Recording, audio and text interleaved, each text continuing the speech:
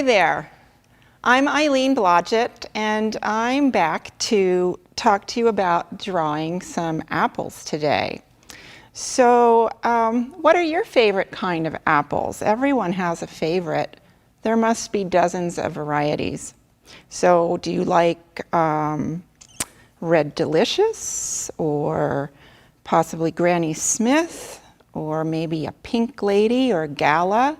There are so many. So today, to do the lesson, you're going to need a pencil, paper, colored pencils or something to color your apples with. And if you have a pair of scissors handy, that might be good too, but if not, that's okay. So, if you have a real apple, actually, you might want to run and get it and have it handy to look at. And maybe it can be your snack afterwards. Apples are really easy snacks. You know, you can pop them in your lunch bag, you can carry them around. They come in their own wrapper. They don't need to be wrapped. And in fact, they're easy to store. You don't need to keep them in the refrigerator, but if you want to keep them a long time, keeping them in the fridge, they stay a long time without getting spoiled. In the 1800s, artists always had apples around, especially the European artists. So they were something that they could keep in their cold cellar because they didn't have refrigerators. And one artist, Cezanne, painted indoors in the winter when he couldn't paint outside. And he did over 150 paintings of apples. All sorts of apples in different ways, combinations, apples with potatoes, apples on a table, apples with a vase. So today we're showing you some of his work, so you can see some of examples of his still life apple pieces. Today we're going to draw some apples on a table, and I'm going to move these guys out of the way so that we have room for the sketch pad. I'll keep them over here for later. I might need a snack. I'm going to get my sketchbook out and move this to the table. So when you see the picture that we're going to work on today, actually I'll show a copy of it here. We're going to be drawing 3 apples that overlap each other, so that gives them some distance and volume and scale. So you see 3 apples on a table with a table edge here and the background. So this gives the apples some depth. It shows the background and the apples in the front. So notice how that the front apples hide part of the apple in the back. So that's the first thing we're going to work on today, is looking at overlapping shapes. So I'm going to take a piece of paper just so we can look and arrange, and I'm going to draw an apple shape here on the paper. You could do this too, but I'm doing this and I'm going to cut out this round apple shape so that we can see what they look like when we arrange them on our drawing. So I've got a yellow and 2 red apples here. So I'm looking at how different they look and what the composition would be if they were moved around. The front apples should be a little bit lower than the apple in the back. And maybe you can see this better if we do it this way. This will be the apple behind the others, and this will be the 2 apples that are in the front. So notice how that gives the apples some depth. You can turn the apples so that they have their shapes there. So we can imagine drawing these apples. So what we're going to do is we're going to draw the front apples first, and then the back apple will fill in. Otherwise, you could erase the lines. And we're going to create a table angle, kind of like this, a little bit like the Cezanne copy here. So here we go. So I'm going to take this apple, and just so I kind of remember where it goes, I'm going to draw the shape of that, and I'm going to pick that up. And this is going to be one of the front apples. Now I have another apple that's going to go over here, and we can draw these freestyle. And then remember what happened to the apple in the back. It moved back and up, so it looks like it's behind. And we stop there. And if you want to, you can put a line where the stem might go. We're not too interested in details right now. This apple's kind of going to lean this way. And this one, maybe we'll make that lean that way too, because apples are kind of rolly things. I think you're going to straighten out this edge so it doesn't look like someone took a bite out of it yet. That's for later. Okay, so here we have our 3 apples, and we've got the tabletop, and the background will be back here. So it's a fairly simple thing to draw your apple shapes, and especially if you have an apple at home, you can draw your own apples.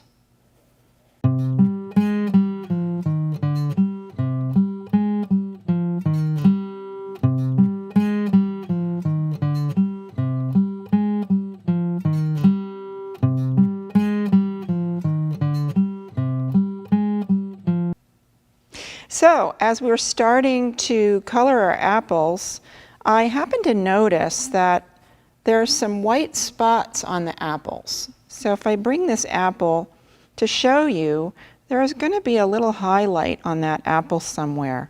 So because we're working with colored pencils, and from this direction you can see the highlight here on the apple. So most have them because they're shiny. So that's reflected light. So as I start to color my apple, I'm going to reserve a little white spot on each of the apples where the light might be shining on that apple. And that's going to remind me to leave some white paper there and not color everything, because I'd like to have some white paper reserved. So as I color, you'll see what I'm doing. So remember, you can hold your colored pencil on the side to do some heavier coloring and larger areas. You can hold it this way too if you're working around something. But notice how I left that white spot there, and I think I'll leave another white area up here so we can see the shine on those apples. If we were using paint, we could just paint a white dot on there. So I'm coming around, and now that I'm in this part of the apple, I'm going to use the side because I can color a lot faster. And this particular apple that I'm looking at has a little bit of brown and gold in it at the bottom. It's a little shaded. It's the bottom of the apple. Has a shadow under the edge of it. So I'm using a little bit of brown here and maybe some gold. You know how some apples have a variety of colors depending on how they're on the tree and how they ripen. So I'm using a little yellow here, and I'm going to go back to gold again and red.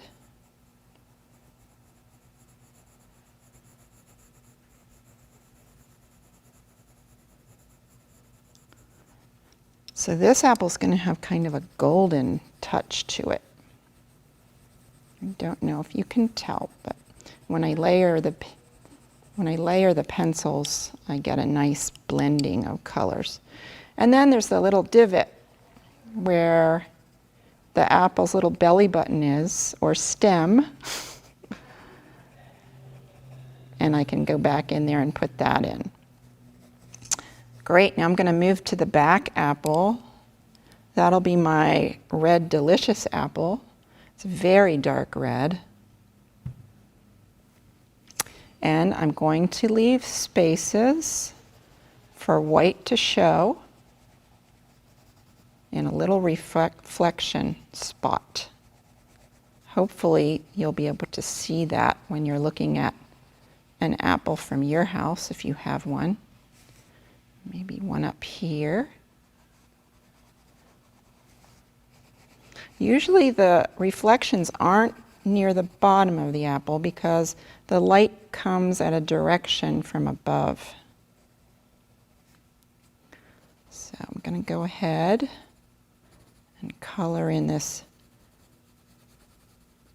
delicious, Red Delicious apple.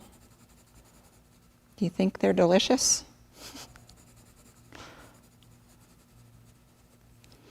And again, around where the apple has a little divot and the stem coming out. This time, I'm going to make a little greenish stem and add some brown to it. Okay.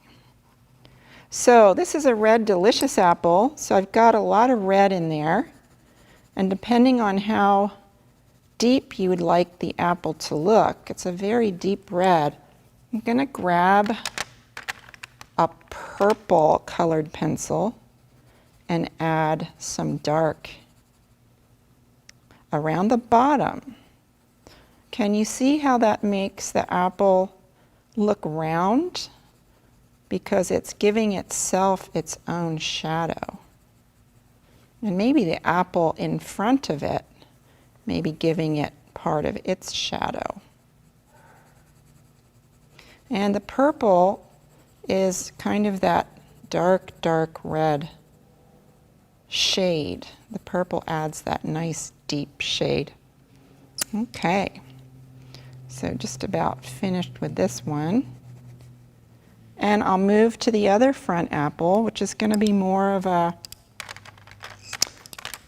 golden apple. Runaway pencil. So I'm going to go around, still leaving some white areas. And this apple will have a little bit of a, maybe a slightly greenish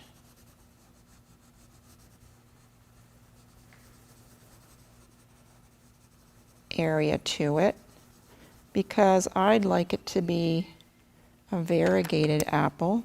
So maybe the bottom, if you're looking from above, I'm going to add with the green pencil some shading that's greenish.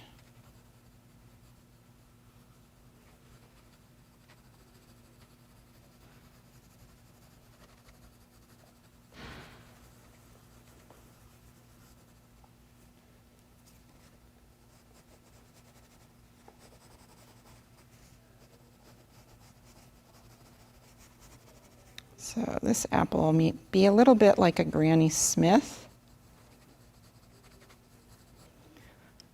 but it may also have a little bit of red to it as well.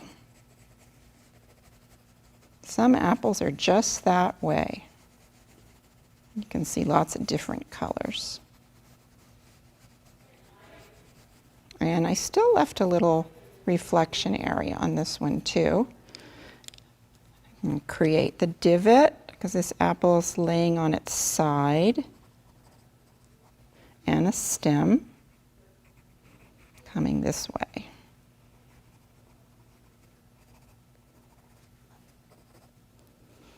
And if you like, you can outline your apples a bit to give them a little bit more definition.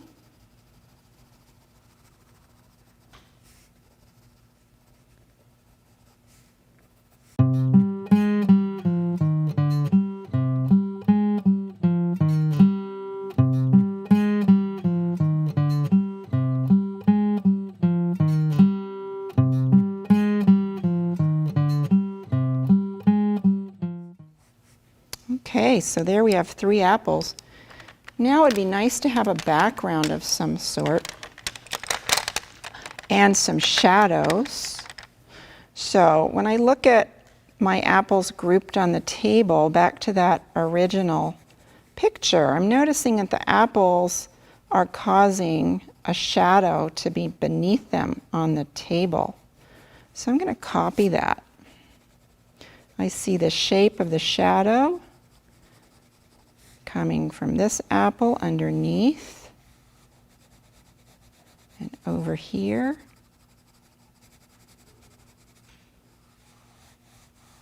Just like that.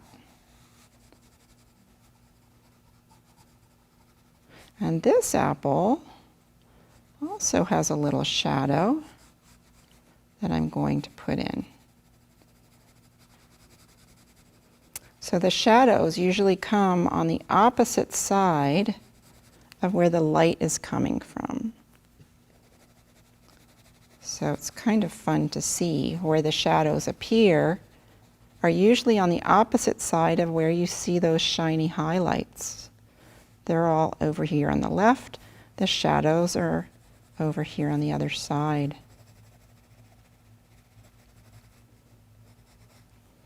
Okay. Now to give this whole thing a little definition, I'm going to go back here along the edge of the table or tablecloth, and I take the side of my colored pencil and paint the background with my pencil. So again, I'm shading with the side, the edge, because I can do a lot of area faster than if I sit and color like this. There's nothing wrong with this. And you can actually take the pencil and outline, but then you can see it's much quicker to use the edge of your pencil to color in your background. The harder you press, the darker the color will get. Of course, turning my paper to make it easier on me. And finish this up.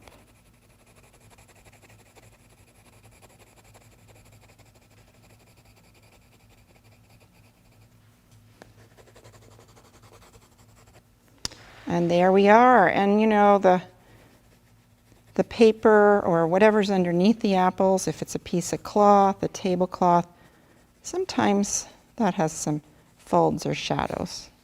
So it's okay to kind of make it look a little softer here. I'll soften up the shadow. And so here we are. Cezanne used to outline things sometimes. He would take a dark pencil and outline some of his apples. When he would paint, he would do this with paint rather than pencils. So that's a choice you have too, if you like the look of an outline on some of your apples. And then don't forget to sign your piece, you know? So you're going to come back and somebody might say, who drew this? And you're just going to say, this was by Eileen.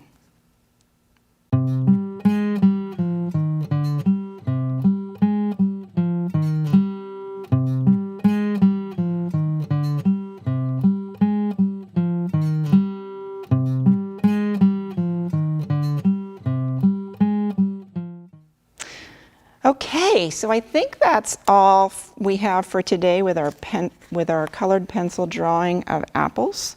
I hope you enjoyed doing this. Now it's your turn. We're going to put up the picture that I was looking at, and you can draw your own apples today. And maybe if you're lucky, after you finish, you might be able to have a snack. See you next time.